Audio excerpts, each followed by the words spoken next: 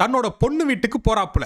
என் ஆளு அபிராமி எங்க அப்படின்னு கேக்குறாப்புல. அதுக்கு தன்னுடைய பொண்ணு என்ன சொல்றானா, நீங்க போய் சேர்ந்த விஷயம் கேட்டோட உங்க ஆளு அபிராமி ஆழ்ந்த துயரத்துக்கு போய் மென்டல் ஆயிட்டாங்க அப்படிங்கிற ஒரு விஷயம் தெரிஞ்சோட நம்ம கமலஹாசன் போய் எவ்வளவோ பேசி பாக்குறாப்புல.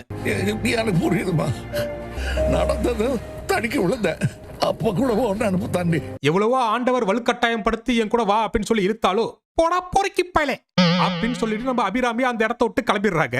சரி, கட்ன ஒருத்தி போனா என்னங்க, அதான் தான் வச்சுக்கிட்ட ஒருத்தி இருக்காளே அப்படின்னு சொல்லி அதை தேடி போறாப்புல. ஆனா இப்ப திரிஷாவை யார் வச்சிருக்கா, நம்ம சிம்பு வச்சிருக்காரு. இந்த விஷயம் ஃபர்ஸ்ட் ஓனரான நம்ம ஆண்டவருக்கு தெரிய வர தன்னோட கள்ள காதலியையும் கரண்ட் பாய் ஃப்ரெண்டான சிம்புவையும் எப்படியாச்சும் பிரிக்கணும் அப்படிங்கிற ஒரு முடிவுக்கு வராப்புல. என்னடா ஒரே குழப்பமா இருக்கேடா, யாரு கூட இருக்காங்கன்னு தெரியலையடா, இதெல்லாம் எப்படா முடியும்? இதுக்கு நடுவுல நம்ம குட்டு பாய் என்னோட தம்பிக்கு நடந்த அநீதிக்கு 3 வருஷம் கழிச்சு இப்ப பழி வாங்குறப்பார் அப்படின்னு சொல்லி கிளம்பி வராப்புல. குறுக்க இந்த கௌசிக்